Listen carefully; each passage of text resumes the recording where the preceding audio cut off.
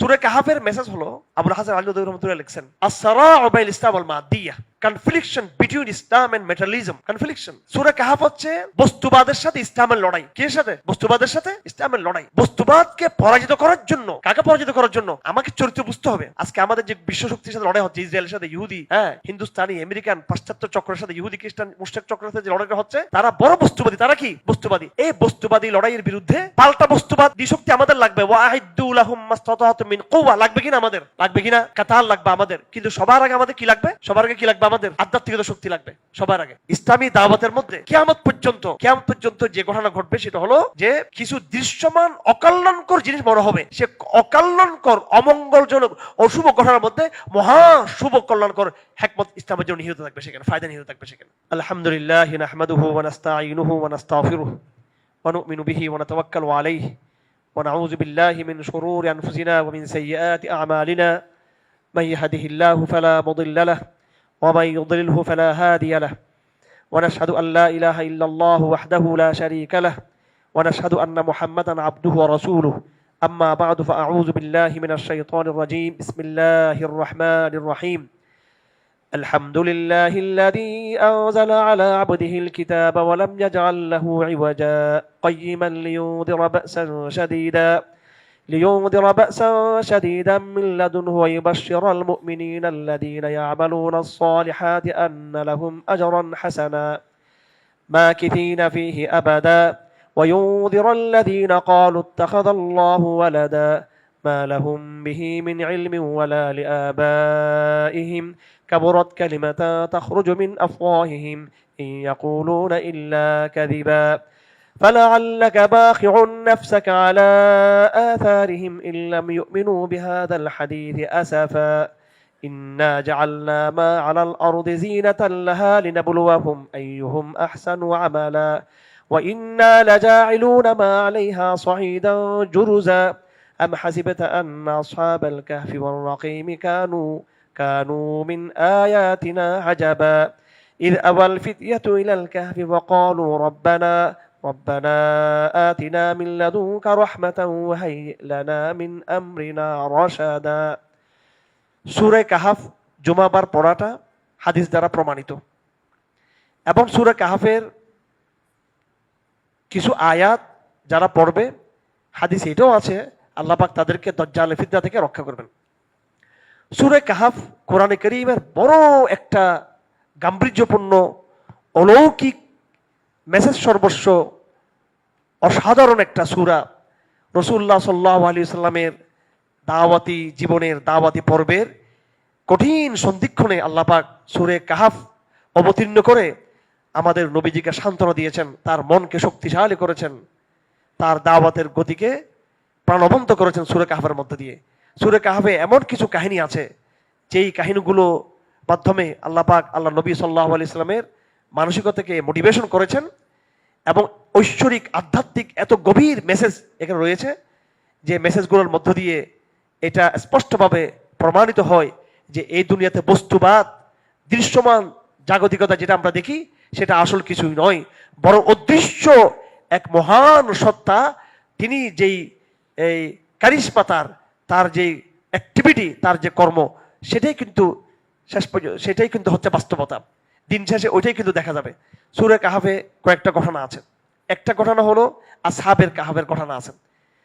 কিছু তৌহিদবাদী মুওয়াহহিদ সেই সময়ের জালেম শাসক গোষ্ঠীর জুলুম থেকে বাঁচার জন্য বারবার, যেটা ইতিহাসে দেখা গেছে, ইসলামের উপরে বেশি জুলুম করছে শাসক গোষ্ঠী, জালেম শাসক গোষ্ঠী, কাফের শাসক গোষ্ঠী নির্যাতন থেকে বাঁচার জন্য কিছু লোক তারা বের হয়ে গেছেন নিজের শহর থেকে। আল্লাহ পাক তাদেরকে একটা গুহাতে তাদেরকে আশ্রয় নিতে বলেছেন। এই কাহিনী এখানে আছে। সূরা কাহাফের মধ্যে আছে আরেকটা ঘটনা।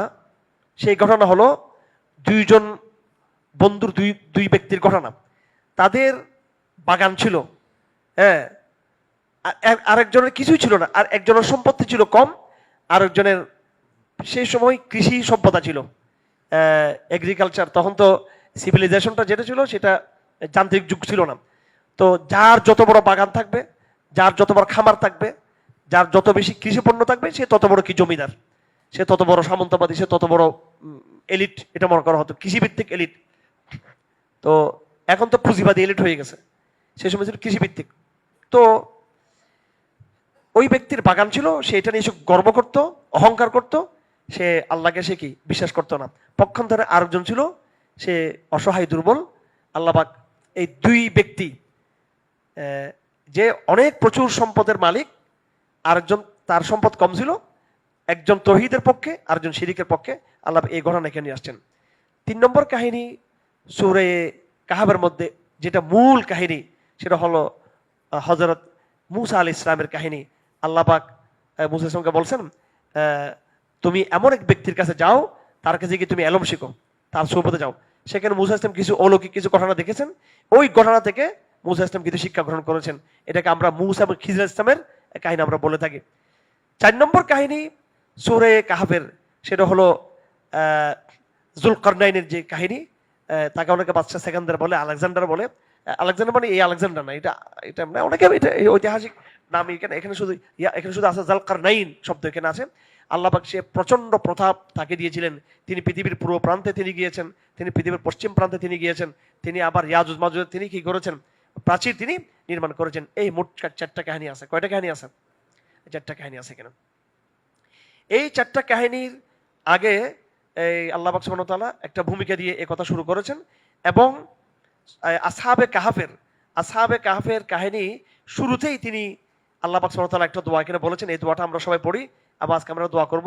আমরা আশা করি যারা বর্তমান বৈশ্বিক তাগুতি শক্তির মোকাবেলা আমরা করতেছি, ইহুদিবাদী শক্তি, ইসরায়েলি শক্তি, ভারত, আমেরিকা, চীন, সারা দুনিয়ার বিশ্ব শক্তির মোকাবেলা আমরা করতেছি, আমরা কিন্তু কি আসহাবে কাহাফের মতো, কথা ঠিক কিনা?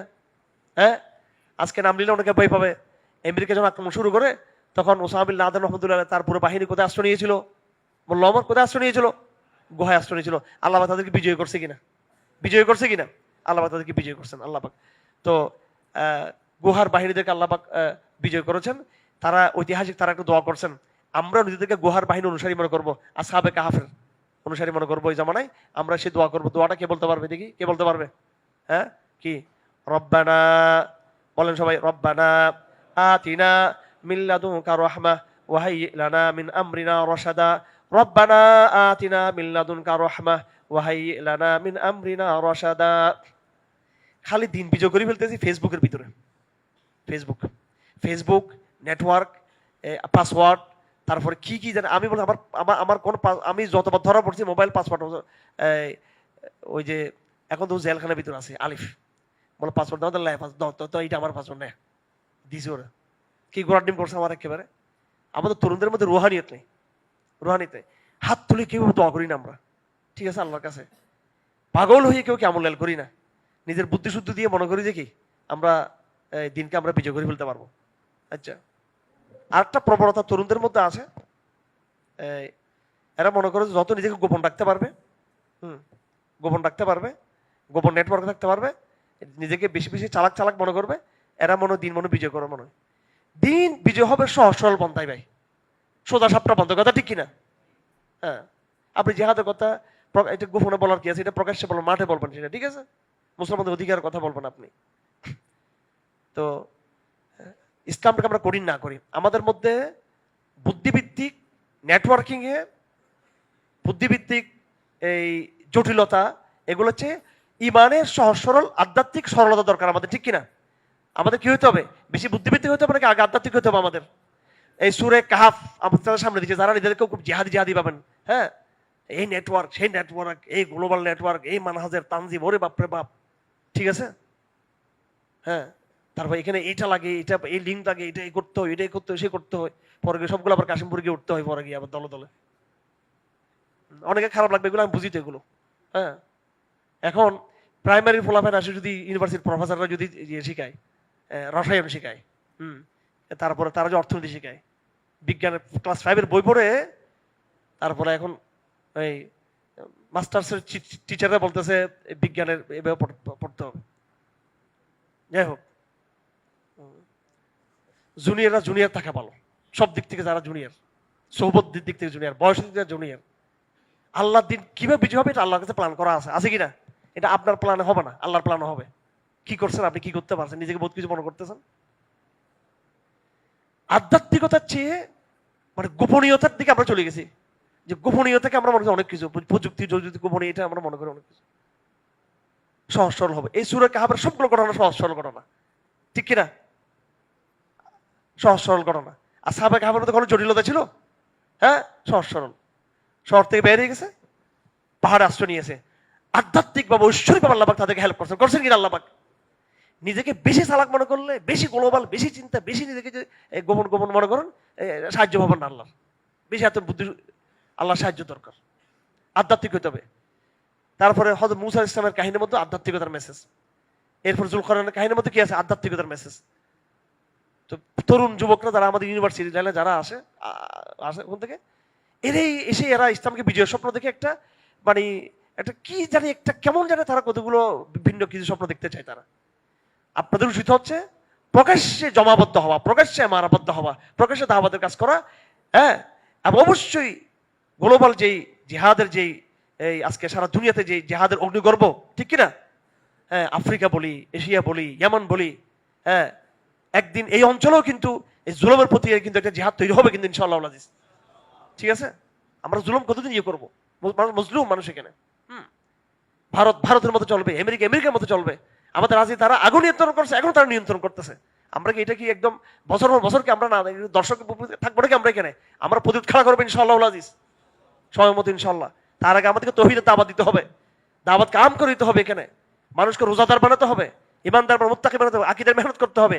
তারপর যথাসময় যখন প্রতিরোধ খেলা করবে, কোনো শক্তি লিখতে পারবে না ইনশাআল্লাহ আমাদের সামনে ইনশাআল্লাহ তখন।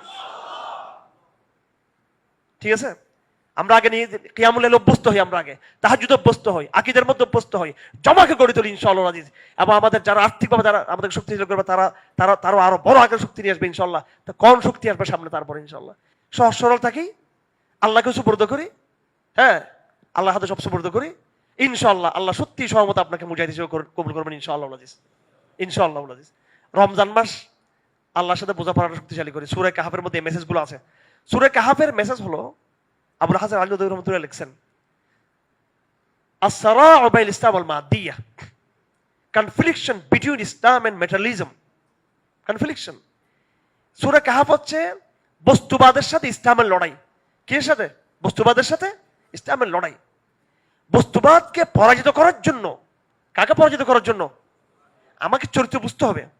আজকে আমাদের যে বিশ্ব শক্তির সাথে লড়াই হচ্ছে, ইসরায়েলের সাথে ইহুদি, হ্যাঁ, হিন্দুস্তানি, আমেরিকান, পাশ্চাত্য চক্রের সাথে ইহুদি, খ্রিস্টান, মুশরিক চক্রের সাথে যে লড়াইটা হচ্ছে, তারা বড় বস্তুবাদী। তারা কি? বস্তুবাদী। এই বস্তুবাদী লড়াইয়ের বিরুদ্ধে পাল্টা বস্তুবাদ দি শক্তি আমাদের লাগবে। ওয়াহিদু লাহুম মাসতাতাতুম মিন কুওয়া, লাগবে কিনা আমাদের? লাগবে কিনা? কাতাল লাগবে আমাদের। কিন্তু সবার আগে আমাদের কি লাগবে? হ্যাঁ, সবার আগে কি লাগবে আমাদের? হ্যাঁ, আধ্যাত্মিকতা শক্তি লাগবে সবার আগে। আমাদের আধ্যাত্মিকতা শক্তি লাগবে সবার আগে। এটা আমাদের খেয়াল রাখতে হবে। এটা, হ্যাঁ, এই সূরা কাহাফ এটা আমাদের শিক্ষা দেয়। সূরা কাহাফ এটা আমাদের শিক্ষা দেয়। সূরা কাহাফের উপর তাফসীরটা দেখে নেবেন আজকে কালকে, কেমন? যাতে আগামী জুমাবার থেকে শুরু করে সারা বছর যে আমরা যখন সূরা কাহাফ পড়বো, আমাদের মধ্যে যেন সেই আধ্যাত্মিক সেই ইনফরমেশনটা যেন আমাদের মধ্যে থাকে, সেই অনুভূতি যেন আমাদের মধ্যে কি থাকে। মহানবী সাল্লাল্লাহু আলাইহি ওয়াসাল্লাম যখন দ্বীনের দাওয়াত নিয়ে আসছেন, তখন ওনাকে কাফেররা চ্যালেঞ্জ করতো। কাফেররা কি করতো? চ্যালেঞ্জ করতো যে এই দেখি আপনি এই ঘটনা বলুন, দেখি এটা আপনি জানেন কিনা, পুরাতন জমানার কাহিনী। তো এটা একটা কোরআনের মুজিজা যে আল্লাহর নবী সাল্লাল্লাহু আলাইহি ওয়াসাল্লাম কোনো বই পুস্তক পড়েন নাই, কোনো ইতিহাসবিদের কাছে কিন্তু ক্লাস নেন নাই, কিন্তু তিনি সূরা কাহাফের ঘটনা, আসহাবে কাহাফের ঘটনা হুবহু যেভাবে আছে এইভাবে তিনি কি করেছেন, তাদের সামনে কি করছেন, বয়ান করছেন।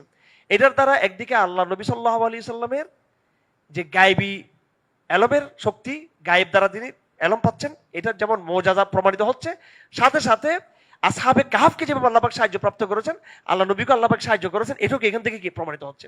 সুতরাং বর্তমান জমানার সংগ্রামে আমাকে লাগবে কিনা? বর্তমান জমানার সংগ্রামে আসহাবে কাহাফের যুদ্ধ সংগ্রাম আমার লাগবে কিনা? আমাদের লাগবে। তো কাফেরদের মধ্যে এটা নিয়ে নানান কথাবার্তা ছিল। কেউ বলতেছে এরা সংখ্যা এরকম। আল্লাহ পাক সুনির্দিষ্ট সংখ্যাটা আসহাবে কাহাফের এখানে বয়ান করে দিয়েছেন। সূরা কাহাফের ওর তর্জমা সহ আপনারা দেখবেন সূরা কাহাফের, কারণ আল্লাহ পাক এই ঘটনাগুলোর ফাঁকে কিছু মোটিভেশনাল কথা বলছেন আল্লাহ নবীকে। এই কোরআন এটা একটু দাও, আমি তো ভুলে গেছি এটা নিতে। এখানে আল্লাহ নবীকে কিছু মোটিভেশন করা হয়েছে, ফলে আল্লাহকে বাখুন নাফসাকা আলা আসারিহিম, যে কাফেরদের চক্রান্তের কারণে তুমি নিজের মনের মধ্যে তুমি কোনো কষ্ট কি করিও না, কোনো কষ্ট নিজের মধ্যে তুমি এইভাবে ধারণ করিও না। তুমি নিজেকে তুমি নিজের নফসটাকে নিজের কষ্ট দিয়ে ধ্বংস করে দিও না। বরং আল্লাহর উপর তুমি কি রাখো, একটু আল্লাহর উপরে ইয়ে রাখো, ওয়াসবির ফালাআল্লাকা বাখিউন নাফসাকা। তারপরে আল্লাহ নবীকে আল্লাহ পাক সম্বোধন করে বলতেছেন কোন বিষয়ে আগামীকাল লাগে। আমি কি বলছি এখানে, অর্থাৎ সূরা কাহাফের মধ্যে যে আলোচনাগুলো আছে, কাহিনীগুলো আছে, এই কাহিনীর ফাঁকে ফাঁকে কিছু মোটিভেশন আছে। আল্লাহ নবীকে কি ভাষায় মোটিভেশন করতেছেন, বলতেছেন আরেকটা মোটিভেশন হলো কোন বিষয়ে তুমি বলবা না যে আগামীকালকে এই কাজটা আমি করবো ইনশাআল্লাহ ব্যতীত। ওয়ালা তাকুলান্না লিশাইইন ইন্নী ফাআইলু যালিকা গাদান, যে এই কাজটা আমি করবো ইনশাআল্লাহ বলা ছাড়া এটা তুমি বলবা না। আরেকটা কথা আল্লাহ পাক রাসূলকে বলতেছেন, আমি যত কিছু ওহী তোমাকে নাযিল করেছি সমস্ত ওহী তুমি মানুষের কাছে এগুলো উপস্থাপন তুমি করবা। ওয়াতলু মা উহিয়া ইলাইকা, তেলাওয়াত, রিসাইডিং। কোরআন কিন্তু আমরা নিজেরা পড়ি, মানুষকে শুনে কিন্তু আমরা পড়ি না। তারপর আরেকটা গুরুত্বপূর্ণ মোটিভেশন আল্লাহ নবীকে দিয়েছেন, ওয়াসবির নাফসাকা মাআল্লাযীনা ইয়াদউনা রাব্বাহুম বিল গাদাতি ওয়াল আশি ইউরিদুনা ওয়াজহু ওয়া লা তা'দু আইনাকা আনহুম, যে তুমি যারা সকাল বিকাল আল্লাহর জিকিরে যারা মগ্ন থাকে তুমি তাদের সাথে কি থাকবা, যুক্ত থাকবা। ওয়ালা তা'দু আইনাকা আনহুম, তুমি তাদের থেকে চোখ ফিরিয়ে নিবে না। ওয়ালা তুতি মান আগফালনা কলবাহু আন যিকরিনা ওয়াত্তাবা হাওয়া, তুমি ওইদিকে যাবা না। দুইটা দল, এক দল হচ্ছে যারা আল্লাহর তৌহিদ নিয়ে আল্লাহর জিকির নিয়ে যারা মগ্ন থাকে, আর দল হচ্ছে যারা দুনিয়া নিয়ে ব্যস্ত থাকে। আমরা কোন দিকে থাকবো? আমরা বর্তমানে এক দল হচ্ছে একেবারে নফসের পূজা, তাগুতের পূজা, অন ইসলামিক পরিবেশ, খোদাদ্রোহিতা, আল্লাহর সর্বত্র অস্বীকার করা, রাজনৈতিক অস্থিরতা, ফেরাউনিজম। কথা ঠিক কিনা? আগেও ফেরাউনিজম ছিল হাসিনার আমলে, এরপরও যারা আসছে তারাও কিন্তু কি করে নাই, এই জাতিকে, এই দেশের আইনকে, কালচারকে ফেরাউনিজম থেকে মুক্ত করে নাই। বর্তমানে একটা তাদের সুযোগ আসছে এদের হাতে, এদেরকে আল্লাহ পাক সবসময় সুযোগ দিবেন এদেরকে। তো আল্লাহ পাক বলতেছেন ক্ষমতা, লোভ, জুলুম এবং অন্যায় এদিকে না থেকে তুমি বরং যারা নিরহ, যারা শীতল, নীরব, নিস্তব্ধ, কিন্তু যারা আল্লাহর জিকিরে যারা মগ্ন এদিকে থাকবা। এটা আল্লাহ রসুলকে আল্লাহ পাক এটা বাধ্য করছেন। তারপর আল্লাহ পাক সুবহানাহু ওয়া তাআলা বস্তুবাদী জীবনের কিছু উদাহরণ দিয়েছেন। দুই লোকের কাহিনীকে নিয়ে আসছে, যে একজনের খুব বড় বাগান ছিল, সেটা নিয়ে গর্ব করতো, অহংকার করতো। আরেকজন তার কিছুই ছিল না, কিন্তু সে আল্লাহ শুকরিয়া আদায় করতো। তো আর এরপর আল্লাহ পাক আরেকটা উদাহরণ নিয়ে আসছেন এখানে। এই দুনিয়ার জীবন হলো পানির মতো, যে পানি যখন নাকি আসমান থেকে যখন পানি যখন বর্ষিত হয় তখন সেটা মাটির সাথে মিশে তখন সজীব হয়ে যায়। এরপর যখন পানি যখন বন্ধ হয় আবার কিন্তু জমিনটা মরে যায়। তো দুনিয়ার জীবনটা হচ্ছে সাময়িক সজীবতা, এটা আবার ধ্বংস হয়ে যাবে কিছুদিন পরে। যাই হোক, এখানে পরবর্তীতে হযরত মূসা ইসলামের কাহিনী এখানে আছে। আজকে আমি শুধু মূসা ইসলামের কাহিনীর উপরে কিছু পর্যবেক্ষণ দিয়ে আমি আলোচনা শেষ করবো। এখানে মূসা ইসলামের কাহিনীকে অনেকগুলো কাহিনী আছে, তার মধ্যে এখানে যে কাহিনীটা আছে সেটা হলো তার সাথে বলা হয়ে থাকে খিজর ইসলামের কাহিনী। তো এখানে তিনটা ঘটনা ঘটছে, একটু খেয়াল করবেন আপনারা। তিনটা ঘটনা ঘটছে, এই তিনটা ঘটনার মেসেজটা কি একটু আমাদেরকে বুঝতে হবে। মূসা ইসলাম যখন তার কাছে গেলেন, প্রথমেই তিনি, এখানে অনেক লম্বা কথা, আমি সংক্ষেপে বলতে, পুরো ঘটনা কেন হলো, কোথায় হলো, কিভাবে হলো, তার সাথে কি ছিল, অনেক কথা। আমি সরাসরি ঘটনার দিকে চলে যাচ্ছি। ঘটনা থেকে আমাদের প্রাপ্তিটা কি। প্রথমে তারা দুজন গেলেন, মূসা ইসলামকে আল্লাহ পাক বললেন যে তুমি ওই লোক খিজিরের কাছে গিয়ে বা ওই ভদ্রলোকের কাছে গিয়ে তুমি কিছু এলম শিখো, কিছু জিনিস তুমি শিখো। কেন বলছেন এটা? হাদিসে কথা আছে এটা নিয়ে অনেক। আমি লম্বা কাহিনীর দিকে কথা দিকে যাচ্ছি না আর কি, ঘটনাটা কি এখানে। উনি বলে দিলেন যে দেখেন, আপনি আমার সাথে এগুলো ধৈর্য ধরতে পারবেন না, কারণ আমার এমন কিছু ঘটনা আমি ঘটাবো যেগুলো আপনি সহ্য করতে পারবেন না। তো মূসা ইসলাম বললেন যে না, আমি কি করব, আমি ইনশাআল্লাহ ধৈর্য ধারণ করবো। উনি বলে দিলেন যে ঠিক আছে, আপনি তো কোনো কিছু জিজ্ঞেস করতে পারবেন না আমার কাছ থেকে, যতক্ষণ আমি তার ব্যাখ্যা না দিই। প্রথমেই তারা উঠলো কিস্তির মধ্যে। কোথায় উঠলো? কিস্তিতে। প্রথমে কিস্তিটা ভেঙে দিল। খিজর ইসলাম কি করে দিল? কিস্তিটা কি ভেঙে দিল। মূসা ইসলাম তো শরীয়তের ইমাম, দৃশ্যমান মসলা। শরীয়ত হচ্ছে দৃশ্য, তাকবীর হচ্ছে অদৃশ্য। বলে এরকম আপনি কি করলেন? আপনি এদেরকে ডুবে দিবেন। উনি বললেন আমি তোমাকে বলছি না জিজ্ঞেস না করার জন্য, কেন জিজ্ঞেস করতে? বলো মাফ করবেন। বলে ঠিক আছে চলেন। চলছে। আবার গিয়ে দেখা হয়েছে একটা বাচ্চার সাথে। বাচ্চাটা আছে না এখানে, ফোলাবেন আছে এখানে, ছোট বাচ্চা আছে এখানে। ফোলাটা ধরে, গলাটা ধরে একবারে মোচড় দিয়ে কি করে ফেলছে, ঘাট ভেঙে মেরে ফেলছে।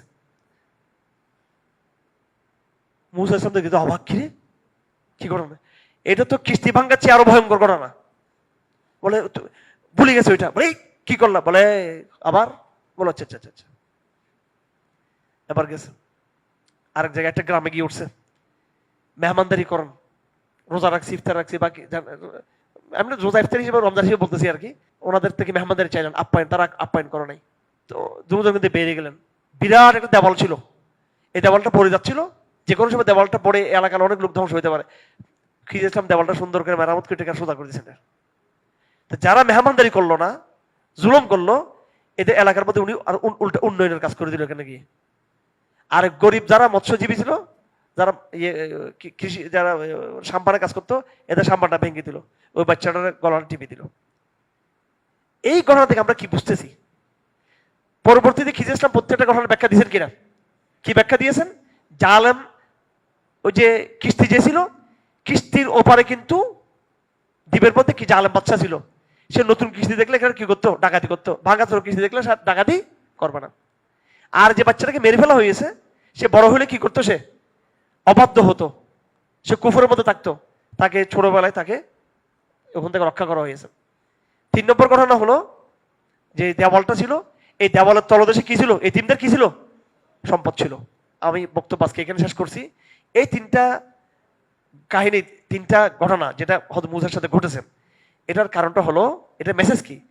কিয়ামত পর্যন্ত ইসলামী আন্দোলনে, ইসলামী দাওয়াতের মধ্যে কিয়ামত পর্যন্ত যে ঘটনা ঘটবে সেটা হলো যে কিছু দৃশ্যমান অকল্যাণকর জিনিস বড় হবে, কিন্তু সে মহা অকল্যাণকর, সে অকল্যাণকর, অমঙ্গলজনক, অশুভ ঘটনার মধ্যে মহা শুভ কল্যাণকর হিকমত ইসলামের জন্য নিহিত থাকবে, সেখানে ফায়দা নিহিত থাকবে সেখানে। আপনি দেখতেছেন ট্র্যাজেডি, আসলে ট্র্যাজেডির ভিতর দিয়ে কিন্তু কি হবে? ইসলামের বিজয় আসবে। সুতরাং যারা আমরা দ্বীনের কর্মী আছি, আমরা যে কোনো দুর্ঘটনা দেখে আমরা এখানে কি হব না? হতাশ হব না। তাতারিরা পুরো মুসলিম দুনিয়াকে ধ্বংস করে দিল, খেলাফত আব্বাসী কি করে দিল? ধ্বংস করে দিল। সেই তাতারিদের হাতেই কি তৈরি হলো? পরবর্তী মঙ্গোলিয়া খেলাফত তৈরি হয়েছে কিনা? এবং ভারতবর্ষে যে মোগলরা আসছে, এরাও কিন্তু তাদের কিন্তু বংশধর, ইসলামের অনেক খেদমত তারা করেছেন। পুরো তাতারি কম ইসলামের দিকে তারা ডাইভার্ট হয়ে গেল। এইভাবে পৃথিবীর যে প্রত্যেকটা ঘটনা প্রবাহ দেখতে অমঙ্গল, কিন্তু তার ভিতরে কি আছে? মঙ্গল নিহিত আছে। এই জন্য আমরা বর্তমান রাজনৈতিক, আন্তর্জাতিক, জাতীয়, সামাজিক, এমনকি পারিবারিক, ব্যক্তিগত কোনো ঘটনার মধ্যে আমরা হতাশ হব না। অমঙ্গলজনক দৃশ্যমান শব্দ হচ্ছে কি? দৃশ্যমান অমঙ্গলজনক ঘটনার মধ্যে ভিতর দিয়ে মঙ্গলজনক কোনো মেসেজ থাকতে পারে। এটা আমাদেরকে মনে রাখতে হবে। এখন আমরা যে মূল্যায়নগুলো করি, দৃশ্যমান মূল্যায়ন করি, হ্যাঁ, যে যা দেখছি তা দেখে আমরা মূল্যায়ন করি, ও এটা ভালো, এটা খারাপ। ভালো খারাপ আপনি কিভাবে বুঝছেন? অনেকে আমাদের কাছে স্বপ্নের কথা নিয়ে আসে, হুজুর আজকে একটা বড় খারাপ স্বপ্ন দেখছি যে আমি আমার বউরে জব করে দিচ্ছি, স্বপ্ন দেখছি আমি আমার একজন জব করে দিচ্ছে, আর জবে তোমার জব করে দিচ্ছে, মানে তোমার ঘরে একটা সন্তান জন্ম হবে। ঠিক আছে, কাশিমপুর কারাগারে বেচারা এক ছেলে, এক লোক 2-3 বছর ধরে জেলে, সকাল থেকে টেনশন টেনশন টেনশন। বলে হুজুর খুব লজ্জা, আমি কিছু বলতে পারতেছি না, আমি কি করবো, আমি খুব টেনশন আছি, আমি একটা স্বপ্ন দেখছি, আপনাকে বলতে হবে। বলো বলো, সমস্যা বলো। বলে হুজুর দেখছি যে আমার বউ গর্ভবতী হয়ে গেছে, আমি তো 3 বছর 4 বছর জেল এখানে। হ্যাঁ, আমাদের কি দেখছেন? পুরো গর্ভবতী, এবং আমি একেবারে জাস্ট তাহাজ্জুদের সময় আমি বরকতের সময় দেখছি এটা গর্ভবতী। এখন আল্লাহ জানে এখানে কি, আমার এখন আমি কি করবো, আমি তো পরিবারকে সন্দেহ করতেছে। আলহামদুলিল্লাহ, আলহামদুলিল্লাহ পড়েন, আলহামদুলিল্লাহ পড়েন। বললেন আলহামদুলিল্লাহ পড়েন, আলহামদুলিল্লাহ পড়েন। বলে আচ্ছা, কষ্ট করে আলহামদুলিল্লাহ পড়ছে। আমরা আপনার জামিন কাছে হয়েছে, এটা ভূমিষ্ঠ হবে, আপনি কিন্তু জেল থেকে বাইরে যাবেন। আপনি মাত্র 2-3 মাস শুধু বাইরে গেছে, কি বাইরে গেছে? আবার তার মানে যে আমি যে একদম এই এখন শুরু হবে স্বপ্নের ইয়ে জিজ্ঞেস করবো আমার থেকে, ঠিক আছে? এবার স্বপ্নের ইয়ে জিজ্ঞেস করবো আমার থেকে। হ্যাঁ, আর আমারটা কি হয়েছে জানাননি? এবার আমার কারাগারে দেখছি, দেখি আমার ওয়াইফ একটা সুন্দর একটা শাড়ি পরে দেখি কারাগারে ঢুকছে এখানে। একেবারে স্বপ্নের মধ্যে আনন্দে অনেক ভালো লাগছে যে আমার ওয়াইফ আমাকে দেখতে আসছে ভিতরে, আমার পুরো একদম ওনার এটা ভাসতেছে, আসতেছে। সকালে উঠে বলছে না, স্বপ্ন তো মজা লাগছিল স্বপ্নটা, কিন্তু মেসেজ কিন্তু এটা উল্টা পাল্টা একটা মেসেজ। বেশি দিন যারা, একদিন পরে দেখি যে মামলা একটা ঢুকছে আমার। কি ঢুকছে? মামলা ঢুকছে এখানে। ওই বেচারা স্বপ্ন দেখছে, খারাপ মনে করছে, তার বউ মনে না কি কোনো খারাপ কাজে করছে কিনা, আবার কোনো খারাপ কিছু সে মনে করছে, কিন্তু এটা হচ্ছে তার মেসেজের প্রোগ্রাম। আর আমি দেখছি আমাকে দেখছে আমার বউ, কিন্তু এটা হলো যে কি, এটা উল্টা মামলা আসছে এখানে পরের দিন। আচ্ছা হারুন ভাই, একটা কার্ডটা লাগবে কি, এখানে আর 2টা মামলা যুক্ত করা হবে কিনা আপনার সাথে? এগুলো স্বপ্ন বোঝা যায় না। তো আমরা যে বলি, আবার কেউ কেউ বলে আলহামদুলিল্লাহ, আলহামদুলিল্লাহ ফ্রেশ, যে চেয়ারম্যান সাহেবের মেয়ের সাথে আমার আজকে বিয়ে, আমি এটা স্বপ্ন দেখছি, ওনাকে প্রস্তাব দিতে গেছি আমি এটা। তার মানে চেয়ারম্যান সাহেব তোমার জন্য মামলার প্রস্তুতি নিচ্ছে, তোমার জন্য, ঠিক কিনা? আমি স্বপ্ন দেখেছি কিছুদিন আগে, এই মানে আরো অনেক আগে, মোটর বসাচ্ছিলাম আর কি, মানে বড় মোটরের কাজ চলতেছিল, দেখি যে মিস্ত্রি রে মোটরের সাথে অটকায় ফাঁসি দিয়ে ফেলছে। তো পানি তো মনে হয় শেষ মনে পাওয়া যাবে না মনে হয়। 10টার দিকে ফোন করছে, আসসালামু আলাইকুম হুজুর, বিরাট সুসংবাদ, পানি পাওয়া গেছে হুজুর, আজকে মোটর চালু হয়ে গেছে মোটর। স্বপ্ন দেখলাম কি আর এটা হলো কি? এগুলো বড় জটিল, স্বপ্নের ব্যাখ্যা কি রে জটিল। আমার কথা হলো ভাইরা, দৃশ্যমান আমরা যা দেখি, কি দেখি?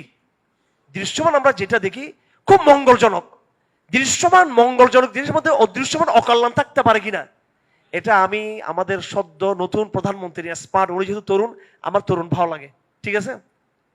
বুড়াদের জমান আসার, তরুণদের জমান শুধু তারেক জিয়ার উদ্দেশ্যে আমি বলতে চাই, আপনার মন্ত্রী, মিনিস্টার, বিশাল মন্ত্রীর উপর আপনার কাছে মনে হচ্ছে ক্ষমতা সুন্দর, আপনি আপনার স্ত্রীকে নিয়ে, মেয়েকে নিয়ে খুব কমফোর্ট ফিল করতেছেন, এখন স্বাভাবিক একটা কমফোর্ট ফিল করার কথা। কিন্তু এই দৃশ্যমান এই আনন্দ, কমফোর্ট, এটা আল্লাহ না করে কোনো অদৃশ্য কোনো অমঙ্গলের কারণ হয়ে যায় কিনা সাবধান থাকতে হবে, ঠিক কিনা? ক্ষমতা একটা মঙ্গলজনক হতে পারে, ক্ষমতা আবার কি হতে পারে, অমঙ্গলজনক হতে পারে, ঠিক? এই জন্য আমরা একেবারে উৎফুল্ল হয়ে যাবো না একদম কোনো কিছু দেখে। আবার একজন দেখতেছে কি আমার বিপদ আর বিপদ, বিপদ আর বিপদ, হায় আমি কি ধ্বংস হয়ে গেলাম? এই বিপদের মধ্য থেকেও কোন একটা বড় কল্যাণকর কিছু কি হতে পারে, কথা বুঝাচ্ছে এবার? এই জন্য আমরা একবার খুব দৃশ্যমান আনন্দ দেখে একবার আত্মহারা হয়ে যাব না, আর দৃশ্যমান মুসিবত থেকে আমরা কি হয়ে যাব না, হতাশ হয়ে যাব না। এটা হচ্ছে মুসা ইসলাম খিজির ইসলামের কাহিনীর শিক্ষা। এটা হযরত খিজির এমন কিছু কাণ্ড ঘটিয়েছেন, এমন কিছু কাজ করেছেন, এমন কিছু ঘটনা ঘটিয়েছেন হযরত মুসার সামনে, যেগুলো যুক্তি যেগুলো মানে না। কিস্তি ভেঙে দেওয়া, একটা ছেলেকে মেরে ফেলা, এবং যারা জুলুম, যারা সেবা করেন তাদেরকে উল্টা তাদেরকে সেবা দেওয়া। কিন্তু এই অদৃশ্য দৃশ্যমান অকল্যাণকর কাজগুলোর মধ্যে কি ছিল মহা, কি ছিল অদৃশ্য কল্যাণ, এখানে কিছু নিহিত ছিল। সুতরাং এই ঘটনা, সূরা কাহফের ঘটনার মধ্য দিয়ে আমরা আমাদের আগামী দিনের পথ চলা কি হবে ইনশাআল্লাহ, সহজ হবে ইনশাআল্লাহ। আমরা বরাবরই বিভিন্ন ঘটনা প্রবাহ থেকে আমরা কি আশা করব, ভালো কিছু আমরা আশা করব। যেহেতু বরকতের জন্য এবার আয়াতগুলো একটু 2-3টা আয়াত তেলাওয়াত করে বরকতের জন্য। আউযু বিল্লাহি মিনাশ শাইতানির রাজিম, বিসমিল্লাহির রহমানির রহিম। শুধু মুসার এই ওনার যে কাহিনী, খিজির কাহিনী, ওইটাই শুধু তেলাওয়াত করব, 2-1টা আয়াত বরকতের জন্য। এটা বলে বরকতের আয়াতগুলো শেষ করে দিচ্ছি, আমি তেলাওয়াত করে শেষ করে দিচ্ছি। وإذ قال موسى لفتاه لا أبرح حتى أبلغ مجمع البحرين أو أمضي حقبا فلما بلغا مجمع بينهما نسيا حوتهما فاتخذ سبيله في البحر سربا فلما جاوزا قال لفتاه آتنا غداءنا لقد لقينا من سفرنا هذا نصبا قال أرأيت إذ أوينا إلى الصخرة فإني نسيت الحوت وما أنسانيه إلا الشيطان أن أذكره واتخذ سبيله في البحر عجبا قال ذلك ما كنا نبغ فارتدا على آثارهما قصصا فوجدا عبدا من عبادنا آتيناه رحمة من عندنا وعلمناه من لدنا علما قال له موسى هل أتبعك على أن تعلمني مما علمت رشدا قال إنك لن تستطيع معي صبرا وكيف تصبر على ما لم تحط به خبرا قال ستجدني إن شاء الله صابرا ولا أعصي لك أمرا إلى آخر الآية قال فإن اتبعتني فلا تسألني عن شيء حتى أحدث لك منه ذكرا إلى آخر القصة শেষ পর্যন্ত। সুতরাং এই ঘটনা থেকে আরেকটা বিষয় আমরা বুঝতে পারি, সেটা হলো কাফালাবদ্ধ জীবনে আনুগত্য দরকার। কাফালাবদ্ধ জীবনে কি দরকার? আনুগত্য দরকার। এখন আমাদের ভাইদের মধ্যে আনুগত্য নেই, যে কথা আমি আগে বলছিলাম।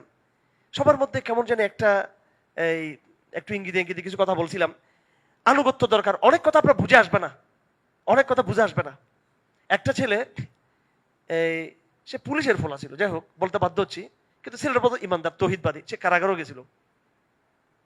আমি বাইরে হলাম, সে বাইরে হলো। এবার সে আমার সকাল বিকাল টিকতে দেন আমাকে, হুজুর প্রোগ্রাম দেন, গর্জন দেন, হুঙ্কার দেন, মাঠে নামেন, সবাইকে ডাক দেন, জিহাদের শুরু করেন। পরে আমাদের ভাই সবার রিল্যাক্স রিল্যাক্স রিল্যাক্স রিল্যাক্স আসছে। এটা 16-17 সালের কথা।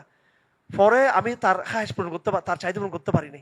এখন সে পরে বলে, এরপর ফেসবুকে লেখছে এই শেখ থেকে কোনো কিছু আসা নাই, এই শেখ থেকে কোনো কিছু আসা নাই, এটা ভ্রষ্ট হয়ে গেছে গা, হতাশ। এখানে ও তো গেছে গেছে এখান থেকে আরো দলবল সব নিয়ে গেছে গা। এখন সে হারাই গেছে গা। আলহামদুলিল্লাহ আমরা পুরো কাফলা নিয়ে অনেক শক্তিশালী অবস্থা আছি আমরা, আলহামদুলিল্লাহ। সে কিন্তু হারাই গেছে। আবেগ, মিথ্যা আবেগ, আনুগত্যহীনতা, অবাধ্যতা, এগুলো কিন্তু কখনো শান্তি দিবে না। মুসা ইসলাম কি করছে এখানে? কি করছিল? যারা আপনারা এখানে দাওয়াতি প্রশিক্ষণ আসছেন, আপনাদের বুঝতে হবে কি করতে হবে এখানে। আনুগত্য। অনেক সময় আপনি কাফলার অনেক কিছু বুঝে আসবে না, আপনাকে সবর করতে হবে, ঠিক কিনা? সাহাবায়ে কেরাম হুদায়বিয়ার যুদ্ধের সময় এটা বুঝছিলেন? এটা ওমর জিজ্ঞেস করছেন, ইয়া রাসূলুল্লাহ কি হচ্ছে এগুলো? ঠিক এই মুসা ইসলামের কাহিনীর সাথে হুদায়বিয়ার কাহিনী মিলে যাচ্ছে। কিন্তু হুদায়বিয়ার কাহিনীটা মেনে নিতে পারতেছে না সাহাবায়ে কেরাম। ওমর বলতেছে, আপনি কি আল্লাহর রাসূল না? আপনি বলে, হ্যাঁ আমি আল্লাহর রাসূল। হ্যাঁ, সাহাবায়ে কেরামদের মধ্যে একটা ইয়ে চলে আসছিল এরকম। তো এই জন্য একটু ধৈর্য ধরতে হবে। ইসলামের বিজয়ের জন্য কি ধরতে হবে? বেশি আবেগ প্রবণ হওয়া যাবে না, সহজ সরল পথে থাকতে হবে আমাদেরকে। কথা বুঝে আসছে আপনাদের? কি করবো আমরা সবাই? আনুগত্য থাকবে। কি থাকবো আমরা? কোন জায়গায় থাকবো আমরা? এটা বলতে কষ্ট হয়, এটা বলতে কষ্ট হয়, ঠিক আছে? এই অনলাইন একেবারে ধ্বংস করে দিয়েছে আমাদেরকে, ধ্বংস করে দিয়েছে আমাদেরকে। প্রত্যেককে মানে অবাধ্য বানিয়েছে একটা নিজের স্বাধীন মত, স্বাধীন মতামত, স্বাধীন বক্তব্য, যে যেদিকে সেদিকে ছুটতেছে। সেটা একটা তৌহিদের উপরে, দাওয়াতের উপরে, আমল মারুফের উপরে, জিহাদের উপরে, আকীদার উপরে, হ্যাঁ, ইসলামী সিয়াসার মূলনীতির উপরে আমরা ঐক্যবদ্ধ হবো ছাড়া, কাফালবদ্ধ হবো ছাড়া আমরা বিজয় দেখতে পারবো কোনোদিনও? হাত থেকে মোবাইল রেখে দেন, ফেসবুক রেখে দেন। এটা উৎপাত, এটা একটা হচ্ছে একটা মানে একটা আবেগ। এটা আমরা মসজিদ কেন্দ্রিক মেহনত করবো। কি করবো? মসজিদ কেন্দ্রিক মেহনত করবো, আনুগত্য করবো। পুরো সুন্নাহ হচ্ছে কোনটা? কোরআন হাতে থাকা, কোরআন মতো আমল করা, কিয়ামুল লাইল করা, মসজিদের সাথে সম্পর্ক থাকা, দাওয়াবদ্ধ থাকা, কাফালবদ্ধ থাকা, আনুগত্যের আন্ডারে থাকা। কথা ঠিক কিনা ভাই? এটা কি গোপন আনুগত্য নাকি? এটা গোপন নাকি আনুগত্য? দৃশ্যমান আনুগত্য থাকা এটা। হ্যাঁ, ইসলামের কাজের বিভিন্ন দিক আছে, দাওয়াতের দিক, জিহাদের দিক, নামাজের নিয়ম, সালাতের নিয়ম, হজের নিয়ম, প্রত্যেক নিয়ম আছে। আমরা কখনো এক ইবাদতের উপর দাঁড়িয়ে, এক সিস্টেমে দাঁড়িয়ে আরেক সিস্টেমটাকে আমি অস্বীকার করি না। কিন্তু আপনি নামাজের সময় যদি হজের কথা বলেন, হজের সময় নামাজের কথা বলেন, এটা হবে? আপনি এই মুসলিম সোসাইটিতে আপনাকে একটা দৃশ্যমান প্রকাশ্য একটা দাওয়াতি বিষয় আপনাকে যুক্ত হইতে হবে। আবার আল্লাহর পক্ষ থেকে আশা করতে হবে যে আল্লাহ পাক ইনশাআল্লাহ কোনো না কোনো সময় এই কাফালা হাত ধরে দিনের বিজয় আল্লাহ পাক কি দিবেন। হ্যাঁ, তবে আপনাকে সবসময় দিনের জন্য যে কোনো সর্বোচ্চ স্যাক্রিফাইস, হ্যাঁ, এর জন্য আপনাকে তৈরি থাকতে হবে। সর্বোচ্চ কোরবানির জন্য কি থাকতে হবে? তৈরি থাকতে হবে। সেটা আনুগত্যের ফরম্যাটের ভিতর দিয়ে। আপনারা এটা ভাবেন না যে হুজুর আবার ঘুরি ফিরি ঘটনা আবার এদিকে নিয়ে আসে। দুইজন থাকেন, তিনজন থাকেন, অবশ্যই আপনাকে এই মানামানির মধ্যে থাকতে হবে। আল্লাহ রাসূল সাল্লাল্লাহু আলাইহি ওয়াসাল্লাম দুনিয়া থেকে বিদায় নেওয়ার পরে, আমার পরে অমুক খলিফা হবে, তারপর অমুক খলিফা হবে, আল্লাহ নবী স্পষ্ট করে কারণ নাম কিছু বলে গেছেন, কিন্তু একটা প্রিন্সিপাল বলে গেছেন, মূলনীতি, সাবধান সাবধান সাবধান। প্রত্যেককে আনুগত্য থাকতে হবে, যে আসুক যে আসুক, যে আমল হোক না কেন। আল্লাহ রসুল বেশি চেয়ে বেশি হযরত একজনকে বানাইতে পারতেন, দুইজনকে প্রকাশ্যে ঘোষণা দিতে পারতেন। হযরত আবু বকরের ব্যাপারে প্রকাশ্যে ঘোষণা দেন নাই, তবে ইশারা ইঙ্গিত দিয়েছেন হয়তো, কিন্তু প্রকাশ্যে তো বলেন নাই। আল্লাহ রসুল প্রকাশ্যে একজনের ব্যাপারে বলতেন কিয়ামত পর্যন্ত কি হইতো। এই জন্য আল্লাহ নবী সাল্লাল্লাহু আলাইহি ওয়াসাল্লাম প্রকাশ্যে কারণ নাম নিয়ে নিয়ে কিয়ামত পর্যন্তের জন্য একটা সিস্টেম খাড়া করে গিয়েছেন। হে আমার উম্মত, তোমরা বিশৃঙ্খল না থেকে সুশৃঙ্খল এবং কাফালবদ্ধ থাকবা। তো এখানে মুসা আলাইহিস সালামের যে কাহিনী আজকে সূরা কাহফ আমরা পড়ছি, এখানে আমরা দেখছি উনি কি করছেন, কি করছেন? পুরোপুরি আনুগত্য তিনি করছেন। এবং এটার দ্বারা লাভ হয়েছে কার? কার লাভ হয়েছে? এটার দ্বারাই কার লাভ হয়েছে? মুসা ইসলামের লাভ হয়েছে। এটা সুবহানাল্লাহ। এই ঘটনার দ্বারা আমরা সূরা কাহফের এই আধ্যাত্মিক মেসেজ নিয়ে ইনশাআল্লাহ আমরা আমাদের দাওয়াতি কার্যক্রম পরিচালনা করব। সূরা কাহফের মূল দাওয়াতি মেসেজ, আধ্যাত্মিক মেসেজ হলো যে বস্তুবাদের বাহ্যিক হিসাব নিকাশে কি করা যাবে না, বিশ্বাস করা যাবে না। বস্তুবাদী দৃশ্যমান কল্যাণ অকল্যাণ বিশ্বাস করা যাবে না, বরং মনে করতে হবে যে দৃশ্যমান বাস্তবতার ভিতরে মহান আল্লাহ পাকের সুবহানাহু ওয়া তাআলা অন্য কোনো কি থাকতে পারে, হিকমত থাকতে পারে। ওটাকে খেয়াল রাখতে হবে, ওটাকে ভয় করতে হবে, ওটা থেকে আশা করতে হবে। সুবহানাল্লাহি ওয়া বিহামদিহি আশহাদু আল্লা ইলাহা ইল্লা আনতা আস্তাগফিরুকা ওয়া আতুবু ইলাইহি ওয়া মা আলাইনাল বালাগ।